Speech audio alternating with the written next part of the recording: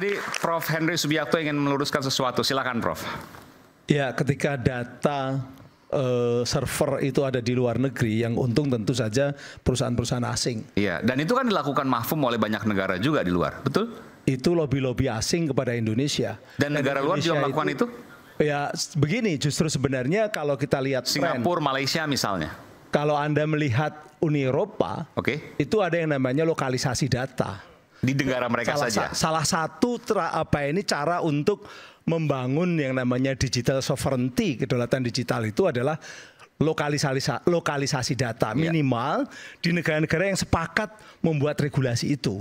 Maka Uni Eropa itu datanya harus di Uni Eropa. Jadi nggak sembarangan luar negeri lah. Tidak sembarangan luar negeri, tapi dia 27 negara di Uni Eropa itu seperti itu. Dan tadi apa yang ini menarik karena apa yang kemudian disampaikan oleh Bang Roy Suryo bahwa ada kong kali kong di situ, ada kecurigaan di situ, itu mungkin saja terjadi. Ya itu kan kecurigaan kan boleh-boleh saja kan. Karena dulu sebenarnya sudah pertentangan antara server dalam negeri dan luar negeri itu di dalam pemerintah itu terjadi. Ini kaitan ke 900 triliun loh, luar biasa. Iya. Dan itu mungkin saja terjadi. Ada yang dapat keuntungan di dalam negeri dari situ. Itu konsekuensi. Karena konsekuensinya ketika data itu ada di luar negeri, maka lalu pengawasan menjadi sulit, penegakan hukum menjadi sulit, kan begitu kan? Bagaimana seorang atau katakanlah penegak hukum Indonesia harus datang ke luar negeri lalu melakukan police line? Itu suatu yang tidak mungkin. Makanya ini menjadi problema-problema besar. Makanya sampai ada konvensi cybercrime yang dikeluarkan oleh UN bahwa kalau ada sebuah kriminal cybercrime yang sanksinya lebih dari 5 tahun, negara lain itu harus memberikan datanya.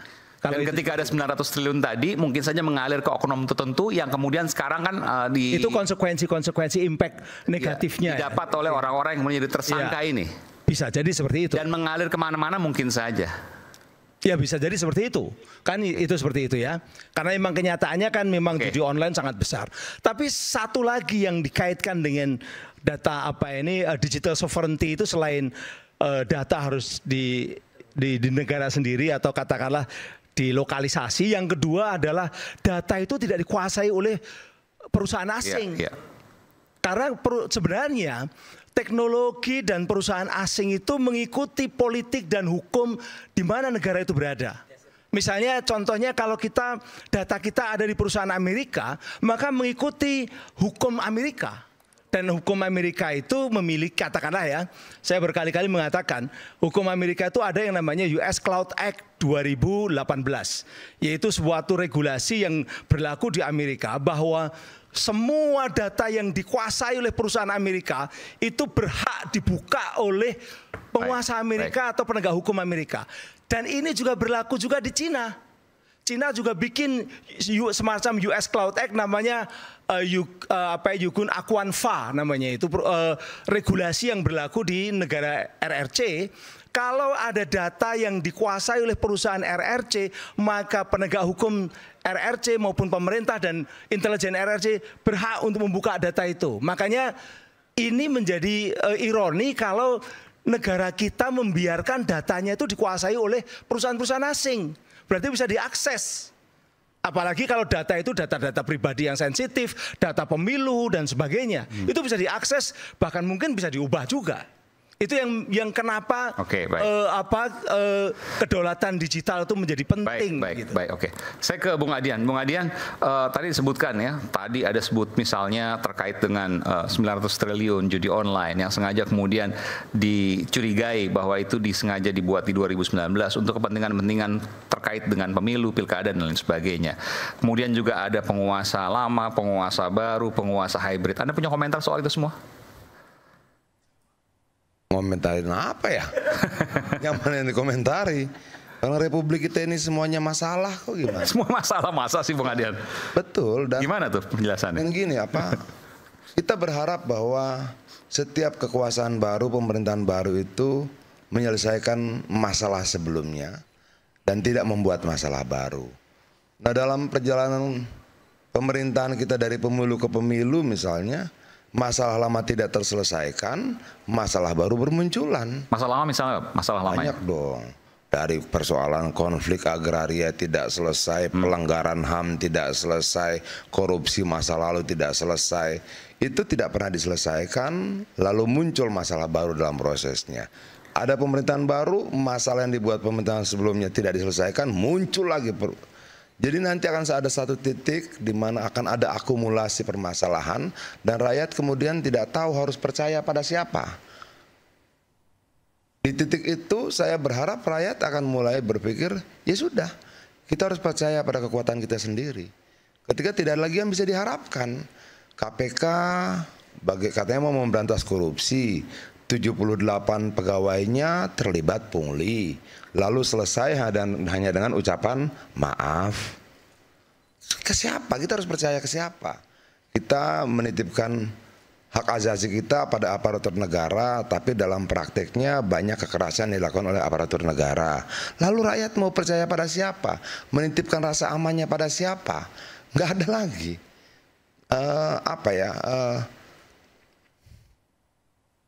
Ungkapan tuh enak kita dengar ya, tapi menurut saya bukan bagaimana kita membangun narasi, tapi bagaimana berbuat. Kita tidak boleh membangun narasi memecah belah, narasi kita harus menyatukan. Iya, perbuatannya gimana? Perbuatannya menyatukan enggak? Kira-kira seperti itu gitu loh. Kalau narasi ini kan kita bisa membuat puisi paling indah di dunia ini, menyenangkan hati semua orang, membuat gembira, memanjakan telinga dan sebagainya, tapi rakyat di ujungnya tidak. Perbuatannya akan mereka uji. Itu yang saya lihat. Judi online masalah lagi. Apa semuanya masalah gitu. Persoalan tambang belum selesai. Persoalan kaki lima itu dari tahun 70 sampai sekarang nggak pernah kelar. Persoalan judi mau online mau offline itu dari dulu tidak pernah selesai. Itu yang berubah kan cuma alatnya, toolsnya, teknologinya. Masalahnya sama kok. Jadi itu apa? Sementara negara lain sudah bicara yang lain, kita masih itu aja. Dari tahun 70-an problem tenaga kerja Indonesia yang di luar negeri, tenaga kerja migran nggak pernah selesai. Dia cuma menjadi objek politik dibicarakan menjelang pemilu agar dapat dukungan suara dari mereka, menang, dipinggirkan lagi, begitu aja terus. Nah, saya takut begini. Sampai kapan batas kesadaran rakyat ini? Sampai kapan batas kesabaran ini akan berakhir? Ada batasnya nggak? Pasti ada. Oke, nanti misalnya betul dibilang Pak Hensa tadi, tanggal 1 Januari PPN 12%, bulan Februari kalau salah diralat ya, kalau tidak salah itu opsen pajak 66%, bulan Maret sudah masuk Hari Raya Idul Fitri segala macam. Di sisi yang lain, ada situasi politik yang tidak kunjung nyaman, itu loh. Nah, dolar sudah 16.000 lebih, gaji buruh naik 6,5% ya, yang secara serta merta juga akan mendongkrak harga barang. Nah, kalau itu semua terjadi dan di sisi lain ada instabilitas politik, ketegangan politik yang tidak berakhir, rusak. Berat buat rakyat, buat pemerintah, berat buat bangsa ini. Tapi niat baik itu nggak bisa datang dari yang tidak berkuasa. Harus datang dari yang berkuasa, harus datang dari mereka yang memegang tongkat komando. Nah, kalau kemudian tidak, kita lihat aja. Memangnya barang yang naik nanti cuma 1% harganya, kan enggak. Satu piring nasi ada telur ada bumbunya naik, telurnya naik, ada berasnya naik, kemudian ada minyak buat masak gas buat masaknya naik, ada semua naik, ditotali nanti lebih dari 1%. Nah, begitu juga upah buruh naik, pasti naik. Kemudian bagaimana dengan tenaga kerja, daya beli masyarakat pasti turun. Daya beli masyarakat turun, perusahaan akan mengurangi produksi, pengurangan produksi akan berdampak pada PHK massal, segala macam. Situasi ini cepat atau lambat akan segera terjadi. Cuma satu caranya untuk membuat bangsa kita melewati situasi ini, stabilitas politik. Dan itu tidak berjalan baik sampai hari ini. Stabilitas politik itu ditandai dengan apa misalnya? Banyak hal gitu loh. Tapi politik kita harus stabil begini loh. Tahun 98, 96, 97 ketika kalau saya salah dikoreksi Bang Roy ya, ketika bat itu naik gonjang-ganjing di sana, kita masih fine-fine saja. Thailand itu ya? Ya, Thailand kita masih fine-fine saja, masih baik-baik saja. Begitu dia masuk, di dalam instabilitas politik terjadi karena peristiwa 27 Juli. Nggak kuat. Antibodi kita sebagai bangsa, sebagai negara, nggak kuat menghadapi goncangan bat yang sangat sepele itu. Tapi Singapura bertahan, Malaysia bertahan, Kamboja bertahan, Vietnam bertahan, kita enggak. Jadi stabilitas politik itu adalah antibodi. Antibodi kita ketika menghadapi virus-virus dari luar, krisis-krisis dari luar yang masuk. Kalau antibodi kita nggak kuat, rontok. Nah, kok saya khawatir ya, kayaknya antibodi kita lemah. Kenapa tuh? Konflik politiknya tidak berhenti. Pemilu tidak menjadi momentum berakhirnya pertikaian politik, perebutan kekuasaan, kompetisi, tidak. Pilkada tidak menjadi momentum berakhirnya pertarungan politik. Tidak, lanjut terus. Pilkadanya selesai, lanjut. Pilpresnya selesai, lanjut. Pelantikan, lanjut terus. Ini mau sampai kapan? Kalau situasi ekonomi baik-baik saja, Pak Hensat, sebagai politisi saya happy-happy aja. Ini menarik nih. Setiap situasi politik itu bagi saya selalu menarik. Tapi saya pikir, loh, kalau kemudian dia datang, harga barang naik, PHK massal, pabrik-pabrik tutup, kemudian pengangguran meningkat, lalu kriminalitas bertambah, orang miskin bertambah, pelacuran bertambah, keresahan sosial, kecemburuan sosial segala macam, di luar gonjang-ganjing politik internasionalnya tidak ada kepastian sama sekali, dolar naik turun fluktuatifnya gila-gilaan, minyak fluktuatifnya gila-gilaan, lalu kemudian ada konstelasi ekonomi di luar, tak masuk ke dalam, antibodi kita sebagai sebuah bangsa nggak kuat, rontok. Disparitas itu juga terjadi, Mas, ketika semakin tinggi, ketika rakyat juga melihat pendapatan rakyat makin rendah, daya beli rendah, sementara rakyat melihat ketidakadilan gitu ya. Betul. Ketika masih melihat mantan pengusaha goyang-goyang nari-nari dengan perhiasan yang luar biasa, kincrong-kincrong itu ada di X, lagi trending sekarang. Kemudian lihat tambang yang timah kemarin yang katanya merugikan negara 270 sampai 300 triliun hanya divonis 6,5 tahun, sementara ibu-ibu pencuri yang dituduh mencuri buah-buahan waktu itu tahan 4 tahun, 5 tahun. Iya. Itu kan nggak adil, Mas. Ini yang dikatakan Mas Adian. Gitu. Saya bukan ahli sosial dalam hal ini, tapi ini muncul dalam teknologi, muncul dan sekarang rakyat semua orang bisa mengakses X, bisa mengakses data, dan itu yang kemudian perbedaannya dengan 98. 98 bisa kontrol karena waktu itu Pak Harto bikin, Mas Aiman mesti ingat waktu masih di RCTI dulu, ada namanya TV pool, ya kan? Dikumpulkan dulu itu gara-gara dulu salah satu menteri waktu itu bilang cabut gigi.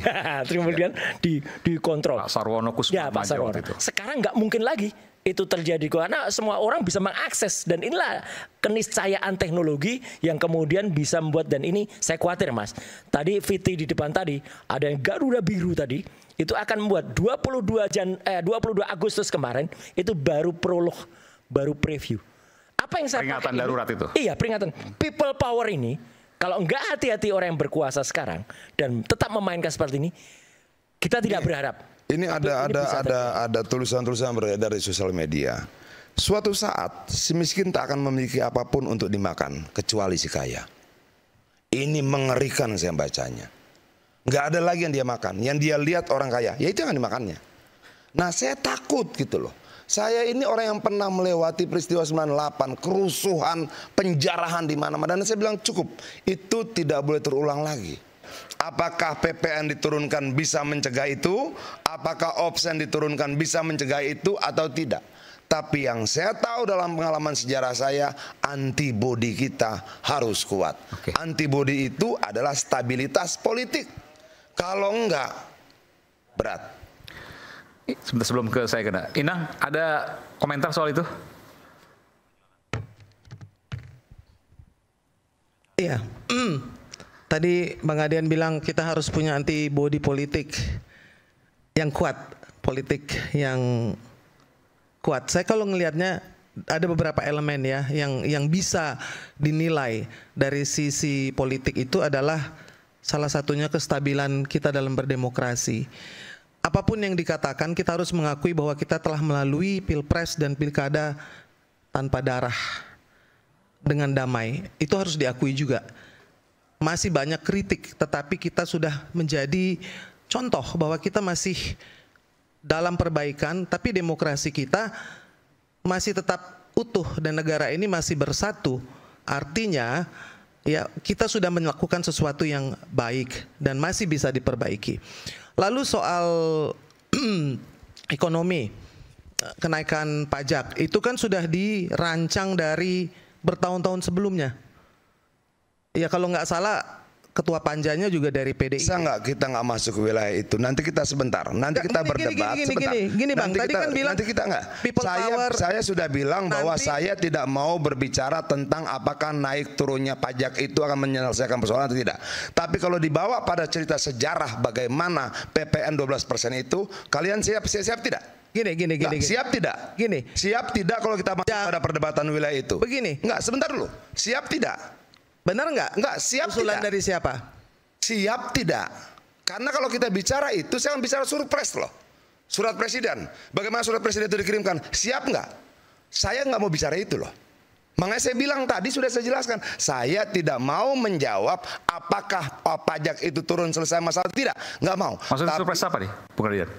Memangnya bisa pembahasan undang-undang tanpa surat dari presiden. Tapi kalau Untuk balik kenaikan 12% itu? Iya dong. Bagaimana sih? Gini. Jangan gini. Karena bisa jadi bumerang. Kalau surat dari presiden sudah pernah menanyakan Pak Widodo, Joko Widodo, Pak Jokowi untuk salah satu yang paling penting. Kita ini bicara ngalor ngidul kemana-mana. Inti macaranya itu antibody kita ini penegakan hukum. Oke, gini. Penegakan hukum kita bahas, Pak. bukan bahas hanya pajak politik. 12%. Karena kalau tapi kamu yang membuka ya. Karena politik. Kamu yang membuka itu ya. Dengerin. Ayo kita bahas. Sekarang giliran saya bicara. Ayo kita bahas. Sekarang saya bicara. Tunggu dulu. Ayo kita bahas sejarah pajak. Saya baru dapat kesempatan untuk bicara. Dengarkan. Bukan siap nggak? Dengarkan. Saya kasih koridornya, jangan bicara itu. Saya hanya biar nggak tambah panjang perdebatannya. Gini. Yuk kita bicara solusi dari masalah akan datang. Ini bukan kesalahan. Kalau kamu bicara dari pajak 12%, pemerintahan yang baru. Dari tadi saya sudah menahan diri untuk tidak bicara. Ayo kita buka. Begini ya, Bung Adian. Ayo kita buka. Anda kan mengaku sebagai aktivis 98 yang menjadi politisi, ya. Politisi yang juga pernah menjadi penguasa. Saya bilang ada beberapa elemen yang penting. Tadi beliau sudah membahas soal teknologi. Teknologi memang harus advance supaya kita bisa bersaing. Tetapi yang dibahas itu kan di masalah hilirnya. Hulunya itu adalah akses dulu nih terhadap teknologi, akses internet yang harusnya didapat oleh seluruh rakyat Indonesia, itu kan belum didapat. Kita pernah bahas tuh sama Mas Hensat waktu saya podcast. Ini nggak jadi karena dikorupsi. Dengerin. Ini kan kalau Pak Iman kalau mau bahas. Iya, begini. Itu tidak keluar dari saya. Begini, ini kan kita bicara soal tadi resikonya kalau kemudian saya buka-bukaan. Tadi teknologi. Ayo buka-bukaan. Saya mau bicara gini. Nggak apa-apa. Saya mau bicara soal Anda kan aktivis. Kalau ada surat dari presiden juga pernah tulis surat kepada DPR. Kenapa undang-undang perampasan aset koruptor mangkrak 11 tahun? Itu kan adalah akar dari masalah. Kita bahwa sebagai partai yang terbesar ya, jangan ngomong ngalor ngidul. Ini ada undang-undang perampasan koruptor yang juga diminta presiden kirim surat. Kenapa tidak dibahas? satu persatu. Kenapa tidak? Kita pernah bahas itu. Karena ini adalah akar dari masalah. Nggak mungkin Satu kita mau persatu ngomong, kita bahas ya. Nanti kita bahas pajak 12%. supaya Anda tahu, Ayo. mau ngomong soal teknologi, Ayo. korupsi, BTS, korupsi, ujungnya korupsi. Mau ngomong soal judi online, korupsi dari zaman Sambo ya, itu ada Satgas Merah Putih, ada bagannya. Sudah ketahuan itu bahwa memang ada judi online. Ada nama bandar-bandarnya, nggak usah disembunyikan, udah dibuka kok sama Mas Sugeng di IPW. Jadi it's not something new juga gitu loh Mas Roy. But kita harus sepakat dulu di sini. Loh, kalau saya sih enak aja, buka-buka aja, nggak ada. Iya, dan itu sudah tahu. Oke. Itu sudah tahu, sudah pernah dibuka, sudah Jadi pernah sepakat dibawa kita ke buka parlemen. 12% sesaat lagi kita akan kembali nanti antara Bung Adian dan Sudah Ina. dapat Nanti di kita akan kembali parlemen. saat lagi. Saya minum dulu tapi. Ayo. Sesaat lagi.